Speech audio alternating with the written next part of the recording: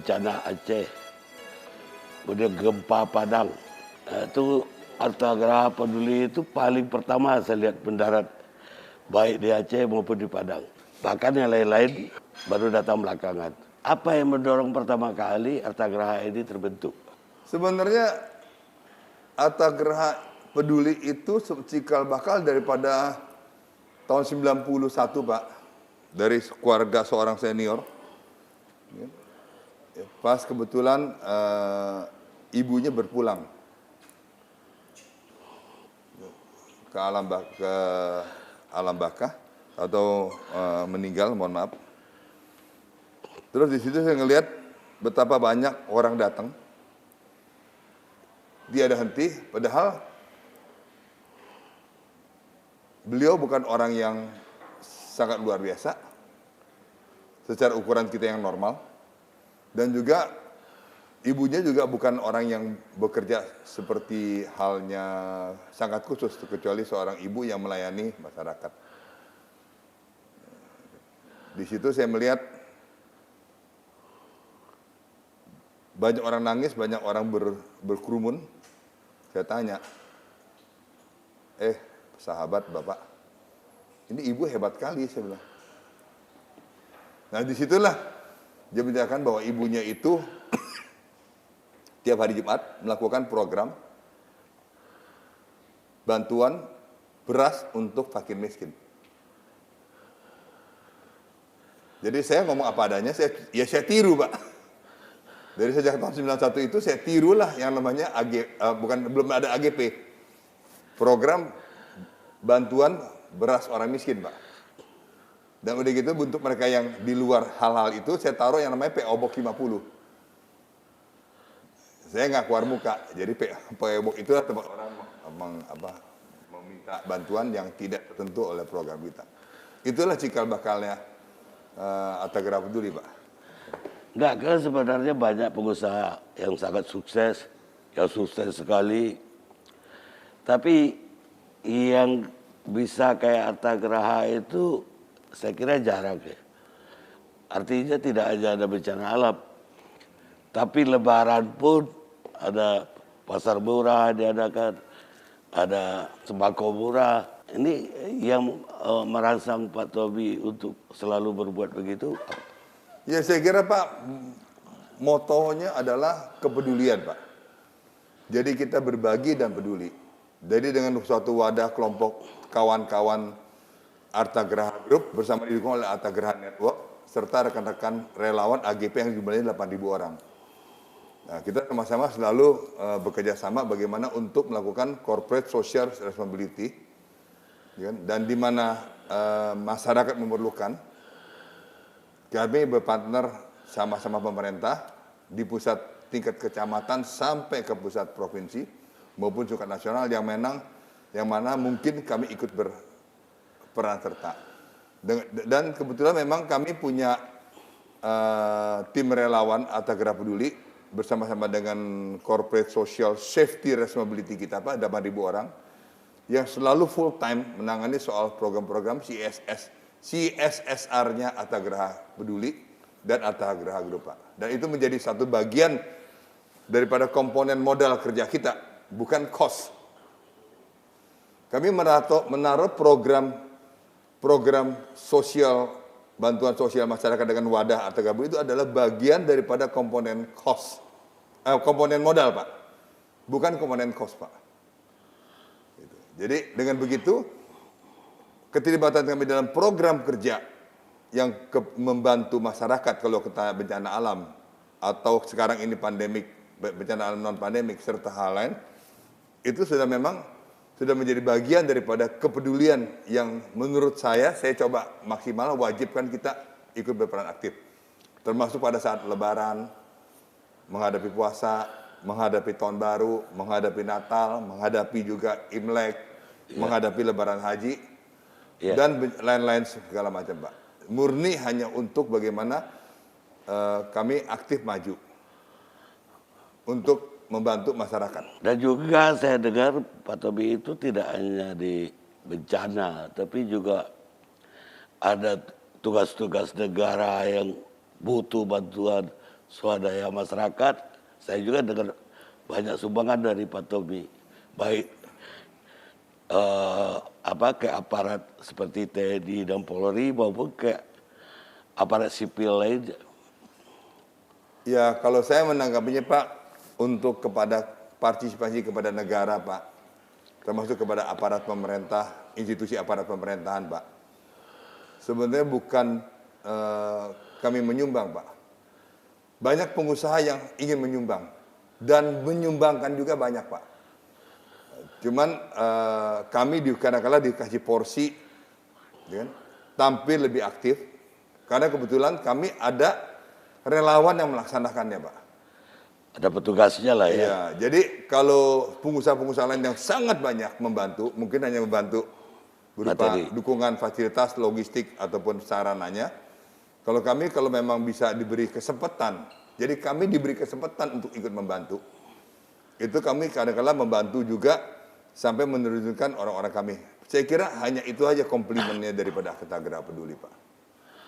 Baik Pak Tommy, sekarang kita beralih. Sebuah pengusaha yang saya kenal, baik menengah maupun atas, sekarang ini betul-betul terpukul.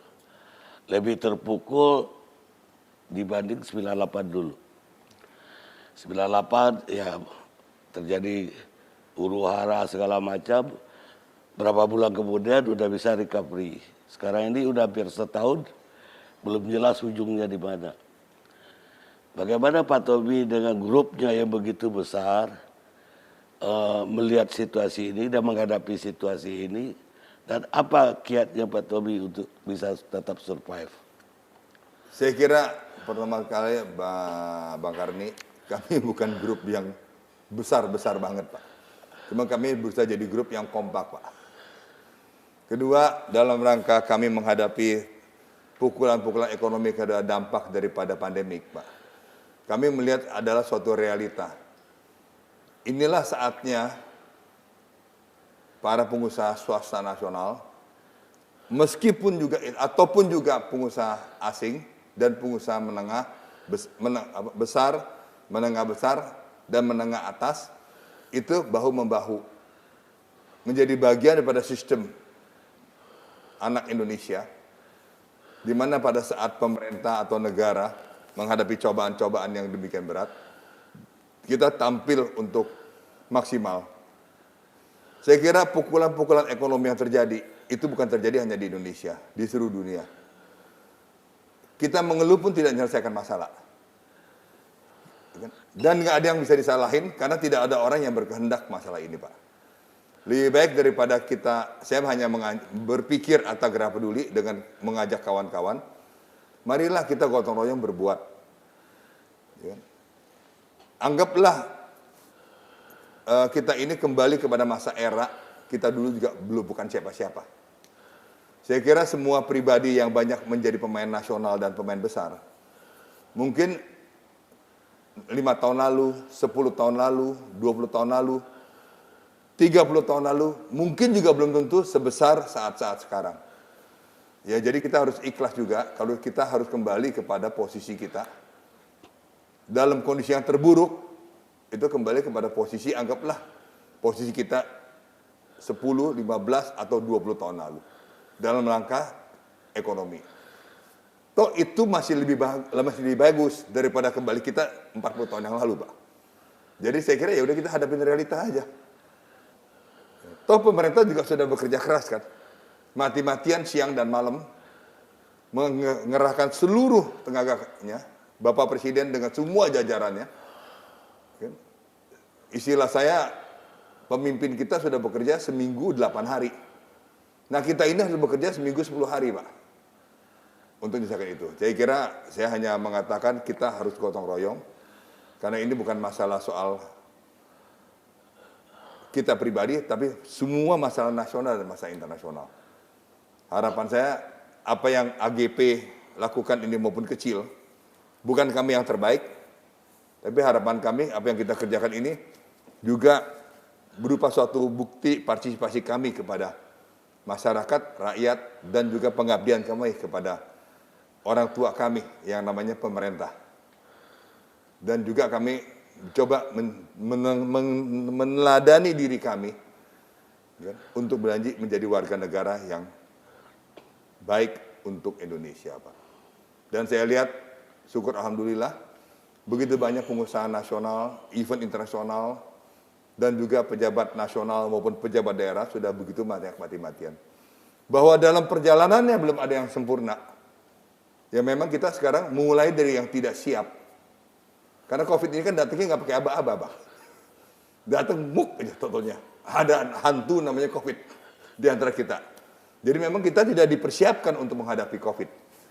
Tapi dengan semua upaya hari ini, kita harus bersyukur bahwa ternyata secara nasional, seluruh masyarakat dan seluruh pemerintahan dan pimpinan, menurut pandangan saya, sudah berusaha maksimal untuk bekerja menekan pertumbuhan dan penyebaran COVID di Indonesia. Kembali ke usaha tadi, Pak. Banyak perusahaan-perusahaan yang terpaksa lay off dari karyawan. Ada yang dirumahkan, ada yang udah di pensiun dini, ada yang di PHK. Arta Geraha sendiri dan grup besarnya terkena juga nggak musibah ini? Ya kami memang terkena, Pak. Jadi maaf Bang, jadi apa yang dilakukan oleh Arta Geraha Peduli dalam rangka melaksanakan semua kepedulian terhadap bencana pandemi COVID ini bukan karena Tommy Winata. Dan saya sangat berterima kasih kepada seluruh profesional, partner, staf, dan karyawan Arta Geraha. Karena mereka semuanya rata-rata yang punya gaji di atas 20 juta untuk mempertahankan saudara-saudara yang di bawah 20 juta dan untuk mempertahankan membantu masyarakat yang ke dalam susah, itu mereka mengkontribusikan sebagian pendapatan gajinya untuk agar Arta Geraha Peduli bisa berbuat seperti yang Bapak katakan sekarang ini. Meskipun tidak besar. Saya kira keberadaan kami hari ini itu adalah berkat kegotong royongan seluruh profesional, staf, partner, serta karyawan, serta sedikit AGN, kawan-kawan AGN, yaitu Arta Geraha Network. Itu kita nggak punya share, cuma kerjasama.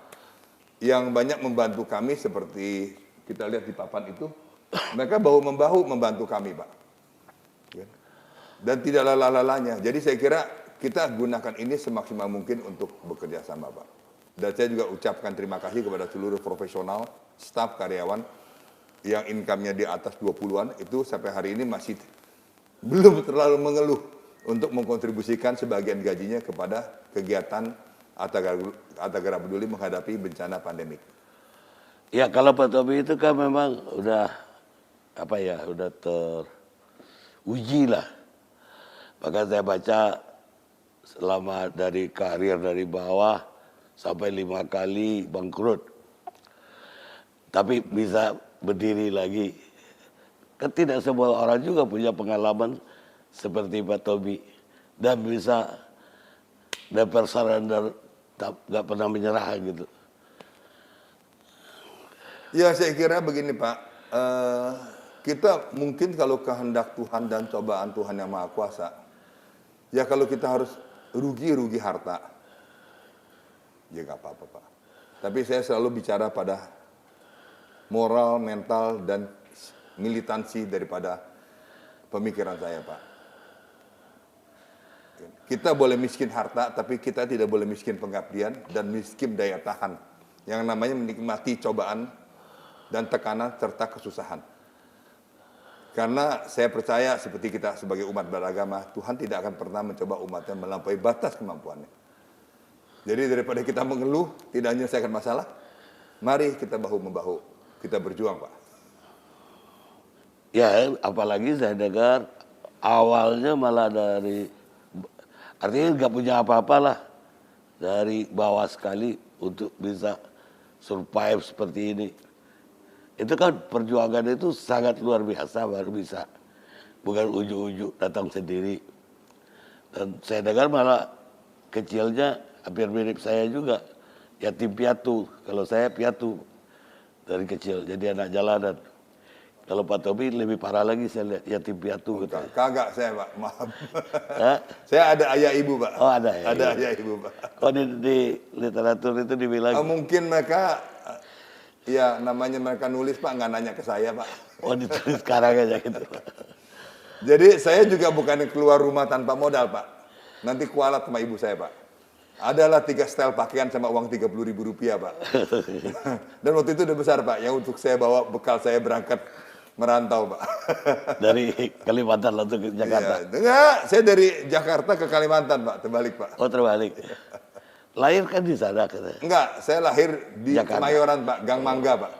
Saya ini lahir di kampung Kemayoran Pak, belakang pabrik Naspro. Oh, jadi selama ini cerita dari Kalimantan Barat segala macam itu Karena saya masih sangat remaja belia ada di Kalimantan Barat, dikira kelahiran. dikira saya lahir di sana Pak. Ya nggak apa-apa, nikmatin saja semuanya Pak. Untuk nggak kan pernah ke Nabire juga masih muda katanya. Iya Pak. Masih Iya. muda di Nabire Dari gitu. itu ke Irian, ke daerah-daerah semua pedalaman Arian, terus masuk lagi ke daerah-daerah lain Indonesia Pak. Mungkin ada pesan Pak Tobi kan sekarang banyak generasi muda kita berwirausaha, wira swasta, supaya bisa sekokoh Pak Tobi itu gimana? Ya saya kira yang kokoh masih banyak dan sangat banyak. Ya kalau suruh pesan ya, saya kira kalau ada tantangan, cobaan, dan penderitaan, marilah kita ikhlas untuk menikmatinya.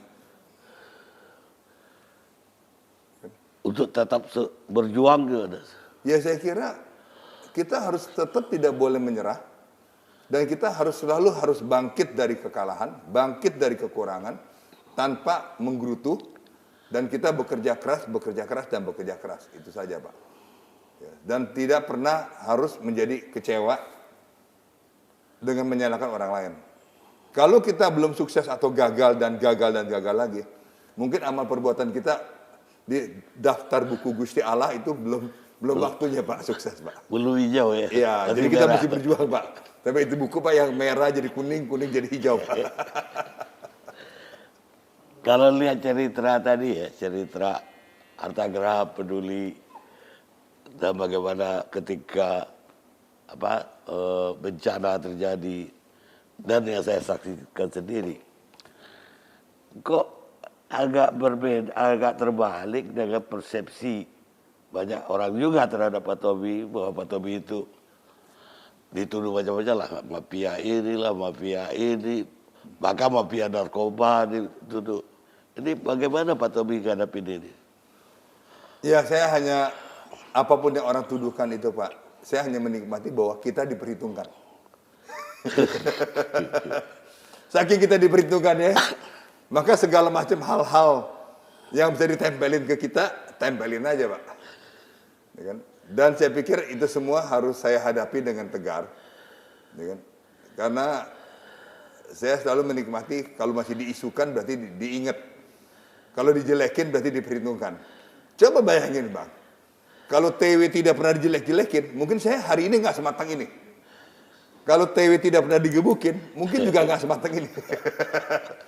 Nah, dan kalau orang tidak ngelihat cerita saya kontroversial, mungkin Bang Kani belum tidak ketemu saya sekarang. Baik Pak Tobi, saya hanya ingin mendapat kunci-kunci untuk bisa bermanfaat bagi dunia usaha yang lain. Bagaimana dia harus bertarung, harus berjuang dalam keadaan sulit ini. Yang kalau bisa meniru Pak Tobi tentu lebih bermanfaat dan lebih berguna untuk dia. Dan saya berharap ini menjadi amal yang soleh lah. Kalau ilmu-ilmu ini bisa tersebar ke masyarakat. Makanya saya wawancarai Pak Tobi di saat pandemi ini. Terima kasih Pak Tobi. Baik Bapak, terima kasih. Mohon dimaafkan kalau ada hal-hal yang kurang pas dan kurang berkenan Pak. Enggak, udah pas dan juga sekali. kepada semua sahabat-sahabat yang nanti menyaksikan. Terima kasih. Baik,